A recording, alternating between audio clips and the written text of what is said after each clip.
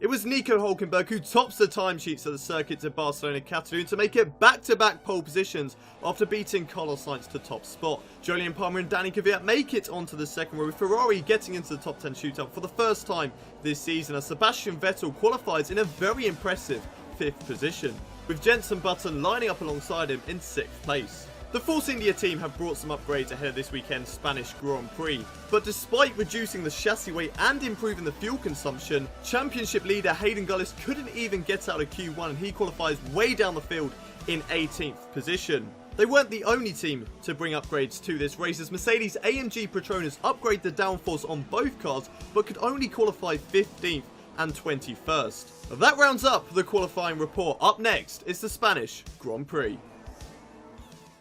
What is up, people, and welcome back to part 68 of my F1 2016 career mode here at the Spanish Grand Prix. If you missed Season 1, Season 2, Season 3, and the first 4 rounds of Season 4, then you can go catch up with everything that you've missed so far with the card annotation in the top right-hand corner of your screens. But we are here at the Spanish Grand Prix, probably one of my worst circuits on the whole entire F1 calendar. But I said that about the Japanese Grand Prix, and we managed to get a 2nd place there at the end of last season. So hopefully we can do something similar here today. But we are starting right down the back of the field in 18th position. Sebastian Vettel, he had a really good qualifying session in that Ferrari, qualifying in 5th, with Nico Hulkenberg setting another fast lap time to get himself in pole position. So let's run you through the starting grid ahead of today's Spanish Grand Prix. It's Nico Hulkenberg who gets back-to-back pole positions. He lines up on the front row. Alongside him is the Toro Rosso driver of Carlos Sainz, looking to bounce back and make some ground up in the championship. Remember, he is the reigning world champion, but he is not looking like that at the moment. Julian Palmer lines up in 3rd with Danny Kvyat alongside him on the 2nd row. Sebastian Vettel getting the best result for Ferrari in qualifying so far this season. He has had a very good season so far, scoring a lot of points, but his qualifying results have not been there. So hopefully, now that he's managed to sort out his qualifying results, maybe he can get even better race results this season. He starts in 5th place with Jenson Button in the McLaren lining up alongside him on the 3rd row of the grid. Daniel Ricciardo is up next, lining up in 7th, with Kevin Magnussen in the Renault lining up in 8th, getting out qualified by his teammate by quite a significant margin. So not a good day in the qualifying session for the Renault driver. Fernando Alonso lines up in 9th place, with Pascal Wehrlein rounding out the top 10. Then it's his teammate Rio Haryanto who lines up on the 6th row of the grid. He has a free choice of strategy, so he can do whatever he likes. So don't be surprised if you see Rio Haryanto up at the front due to strategy. Roman Grosjean lines up alongside him in 12th, with Max Verstappen down in 13th place. Not a good qualifying result for the Red Bull driver. Kimi Räikkönen lining up in 14th. Quite a significant margin between both Ferrari drivers as well, so he would have been very disappointing with that qualifying result. Nico Rosberg, despite the downforce upgrades to that Mercedes car, he could only qualify 15th place on the grid, with Esteban Gutierrez alongside him on the 8th row. Then it's Valtteri Bottas in 17th. I line up on the 18th row of the grid. Not a good qualifying session for me, but once again, Spain is not one of my best circuits, and the AI are very quick around here. Marcus Ericsson, he lines up in 19th. Felipe Nasr, his teammate, in 20th, with Lewis Hamilton down in 21st position. A terrible qualifying session for him, right down the back of the field, with Felipe Massa right down with him as well. So that is your starting grid ahead of today's Spanish Grand Prix. Let's head down to the track for the race strategy. So this is the race strategy we are going with for today's Spanish Grand Prix, starting on the medium tyres and then pitting for the hards, which should take us till the end of the race. We're going to put up quite a bit of fuel on our car, so we can definitely get to the end and run it in rich mix to try and work our way through the field, despite being on the slower tyres. But the plan for turn 1, as I tell you always, is just literally to try and get as many overtakes as we possibly can down towards turn 1. It's a long run down towards turn 1, so there is the chance to get quite a few overtakes on the AI drivers, but it does get very, very condensed down in towards turn 1, so we do need to be aware of that. We just need to make sure that we keep it clean, don't break off any of our front wing, and if we can get through turn 1 okay, then I reckon we can make a few positions through turn 3 and 4 as well. So that's the plan. Let's head back to the starting grid for today's Spanish Grand Prix. Here we are then on the starting grid for round 5 of Season 4. It's 5 red lights, lights out, and away we go for the Spanish Grand Prix. It's a great start compared to the Williams driver of Valtteri Bottas and the Haas driver of Esteban Gutierrez as well, as we go down in towards turn 1. Can we pick our gap down in towards this corner? Not quite. It's a little bit condensed, like I said, down in towards turn 1, but we managed to squeeze around Nico Rosberg. They're getting past the Haas driver of Esteban Gutierrez as well. We are up into 15th place so far in this Spanish Grand Prix. A really good start so far. Kimi Räikkönen's up next. We dive it up the inside in towards turn 4. A little bit of contact there between myself and the Ferrari driver, but we do manage to get through. No damage on either of our cars, and we'll be certainly very happy with that overtaking maneuver. Up next for us, though, is Max Verstappen in the Red Bull. I believe he has dropped positions from his starting place. We go down in towards the left, then the right, just before the DRS straight. It's not quite activated yet, but we will certainly have the slipstream over the Red Bull driver. Going down in towards the hairpin now, following the slipstream of Max Verstappen up the inside and of Roman Grosjean as well. Looks like we have got the position stuck on him. Yes, we have, losing the back end ever so slightly, but we do manage to hold on to 12th place, and that's a fantastic double overtake down in towards the hairpin. But here we are, cutting ahead to lap 2, this time right behind Daniel Ricciardo. Are we going to try a similar move like we did on his teammate Max Verstappen? Go up the inside, in towards this left-hander, in towards the left, then the right chicane, not quite getting overtake there on Daniel Ricciardo through that corner, trying to hold it around the outside, but not quite quick enough to do that either. But following in the slipstream, down in towards the hairpin, so much quicker in a straight line compared to the AI drivers. Under braking though, Daniel Ricciardo does come back at us. That might be where we struggle quite a lot around this circuit to Barcelona, Catalonia. But unfortunately for Daniel Ricciardo, we have got past him and we've moved up another position. Looks like Roman Grosjean has also got past the Red Bull drivers. He now goes for an overtake on us on lap 5. We're going to try and hold it around the outside in towards the hairpin, round the outside in towards this left corner. It doesn't look like we've managed to come back at Roman Grosjean. It does look like Roman Grosjean has got past us for position right now, but we are going to stay right behind him, right on his tail as we go through the chicane. And here we are through the couple of corners, cutting it a little bit there, but unfortunately for us, not getting any sort of warnings or penalties. Going down in towards turn 1 though, following in the slipstream, using the DRS, and there we go, very easy overtake using the straight line speed that this Force India is capable of, and that moves us up into 7th place so far in the Spanish Grand Prix after 6 laps. So far, a couple of drivers have come into the pits, so that is good news for us. It does mean that we've gained a couple of positions. We cut ahead to the next lap here on lap 6 now, and losing the back end there as we go over the little crest of that left-hander. If you drop it up a gear too early, then unfortunately you will lose the back end through that corner, and unfortunately I have done that there, and that's actually cost me a position to Roman Grosjean, but we are still very much on his tail, losing the back end just a little bit out of the final chicane. But I think we are going to be close enough to go for an overtake down in towards turn 1, using the slipstream and the DRS to full advantage down in towards turn 1, so much quicker than Roman Grosjean there through down that straight down towards turn 1.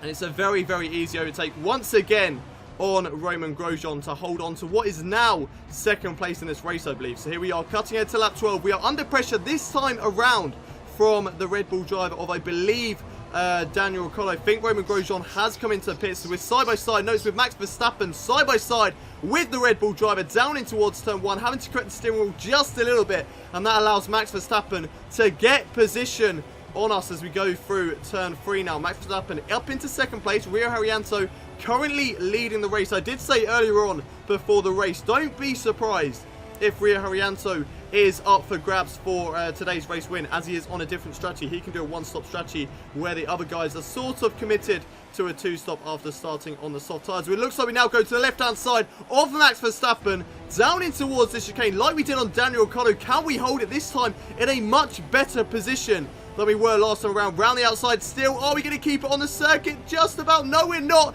Through the DRS barrier, over the gravel, keeping the car in a straight line, but losing out 3 positions through one corner. Really, really disappointed there. Side by side, though, with Carlos Sainz, one of our championship rivals. We do need to beat the Spaniard, but unfortunately, he has got position on us at the moment as we try a little bit of a switchback, but can't quite cut it. Losing the back end all over the place, and now we're under pressure from Danny Kvyat in the other Toro Rosso as we go through the left and then the right of the final chicane. Max Verstappen darts into the pits. That's going to put us right to the tail of Carlos Sainz. He's not really going to have any slipstream to gain down this straight. We're so much quicker there than Carlos Sainz on the right-hand side, down in towards turn 1, but unfortunately just not close enough to get past Jolyon Palmer. There we are, just a little bit too far away. It looks like two Toro Rosso drivers were actually going side by side, and I think Danny Kvyat has actually got past his teammate there as we cut ahead to lap 14, and here we go, coming into the pits for our first pit stop in today's race.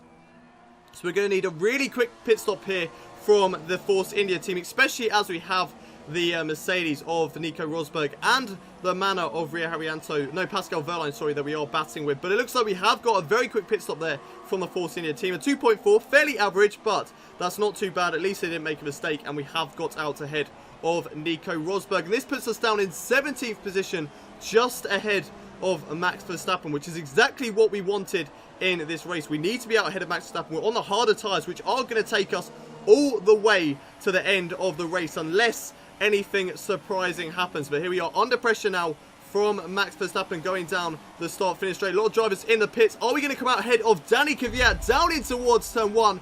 Just about holding it around the outside. Nico Hulkenberg just ahead of us. He is on colder tyres. We should get past him. And Nico Hulkenberg brake checking us on the exit of turn 2. What on earth is he doing? What on earth is Nico Hulkenberg doing there? Brake checking us on a corner where you should be accelerating out of. I do not have a clue what on earth he was doing, and I am so frustrated that we will definitely be needing to look at that after the race as a team as a whole. And relationships were starting to look good between us as we're now under pressure from two drivers. Nico Rosberg coming out of the pitch, just about squeezing it past there, going down in towards turn 1, and there's contact with Danny Kvyat and Max Verstappen. It's all happening at once. It's all kicking off in this Spanish Grand Prix. We're already frustrated from Nico Hulkenberg brake checking us. Then we get squeezed between Nico Rosberg and Danny Kvyat and Max Verstappen. And unfortunately, that has put us into the barrier and has lost us our front wing. Let's have a look at a replay of exactly what went on there, because it just happened oh so quickly. It just happened so quickly. There's 4 of us going side by side. We do get past Nico Rosberg. We make it 3 wide, and unfortunately there's just not enough room. I maybe should have given the drivers on the left-hand side more room, but because Nico Rosberg was on the right, I didn't have enough time, and then I was just not going to make the corner, and there is us flying down on the runoff area. And here's a replay on board Max Verstappen. So did he give as much room as he possibly could? Down in towards turn 1, there's nothing really else he can give, and then there's just a little bit of contact from Danny Kvyat. So he didn't get squeezed, it was just contact from Danny Kvyat that pushed him into the barrier. Let's have a look on board with Danny Kvyat. He drops down into 17th after this collision. He gets squeezed right in the middle. I squeeze him there. There's still room, and then there's just the tiniest amount of contact between the 3 of us, but that is enough for myself and Danny Kvyat to get hooked onto each other, and unfortunately put us all into the barrier. I've lost my front wing, so I'm coming into pits from 21st position at the moment in this race. I'm going to lose out so many positions in this Spanish Grand Prix. Pitting on lap 22 for a new front wing. It's going to be a very slow pit stop indeed. It means that I'm going to lose out so much to the guys ahead of us, and I need a safety car to come out in this race if I want any chance of getting points here today. Max Verstappen also coming into the pits for a new front wing.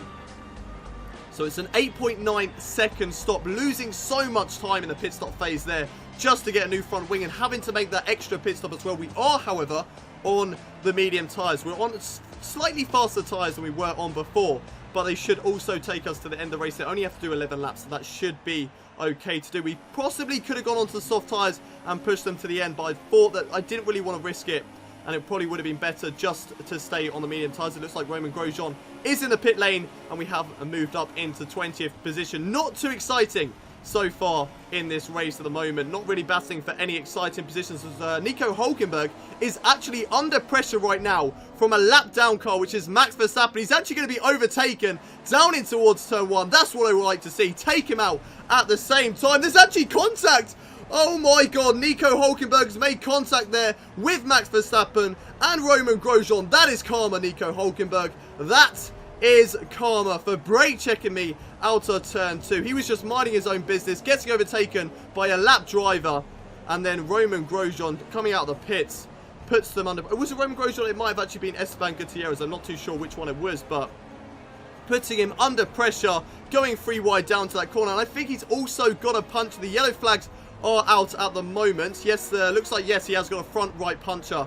And that's going to hold up both Williams drivers, which are now going to have their own little battle over the last 2 laps of the race. This is devastating news, though, for Nico Hulkenberg. Right at the end of the race, we're watching the battle for first here, which will go down to the very last lap of this race. Carlos Sainz versus Rio Haryanto.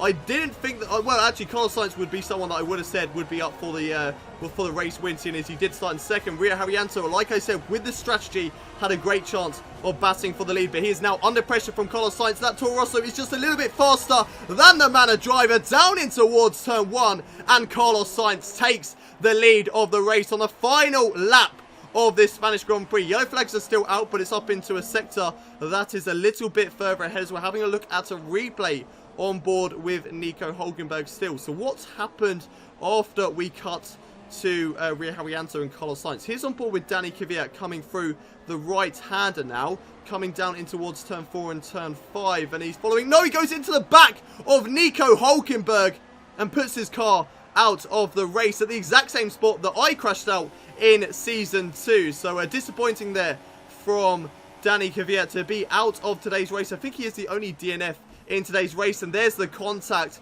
with Max Verstappen and Roman Grosjean. It looks like Nico Hulkenberg didn't actually make any contact at all. It was Max Verstappen that went into the back of Roman Grosjean. We'll get a better look at it right now, watching on board with Max Verstappen, going down in towards turn 1. He unlaps himself on Nico Hulkenberg, and then goes into the back of Roman Grosjean. A little bit of contact with Nico Hulkenberg as well. You've got to say that's most likely Max Verstappen's fault there. He's not actually been given a penalty for it, but Max Verstappen is probably the one to blame, but I have a lot to thank for, because he actually took out Nico Hulkenberg, who I am very, very unhappy with at this moment, and he nearly actually squeezes us out there through the right-hander, trying to ruin our race even more. Nico, it's already ruined. We're down in 18th position. We're not batting for points. We're going to get 0 points once again in this race. Well, we got a few points last time out of Russia, but it's not going to be a good amount of points. As the battle for first place still carries on. Rio Haryanto right on the back of Carlos Sainz. Green flag once again. Checkered flag is out. Can Rio Haryanto do anything to win today's race? Not quite. I don't think so. And Carlos Sainz is the race winner for today's Spanish Grand Prix. Well done to him. Rio Haryanto just missing out on the race win once again. Very disappointing for him, but he'll still be very happy though to get second place. And here we go, coming round the final corner for what has been a really, once again, disappointing race. And the Spanish Grand Prix just is not our track.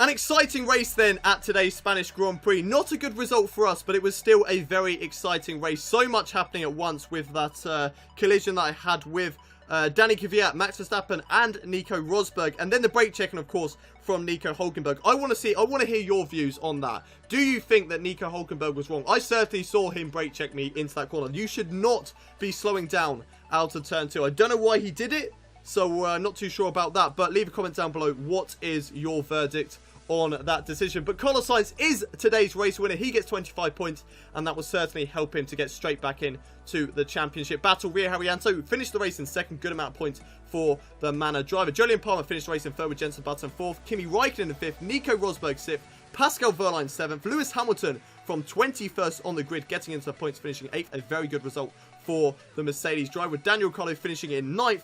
And Fernando Alonso getting the final championship point. Not a good day for the McLaren driver at his home race. He'll be looking for better next time around the Monaco Grand Prix to try and keep his title hopes alive. Kevin Magnussen, he finishes in 11th place. Sort of a mediocre result for him. And Sebastian Vettel starting in 5th. His best ever qualifying position this season. Finishing down in 12th place and getting 0 points for all that hard work in qualifying.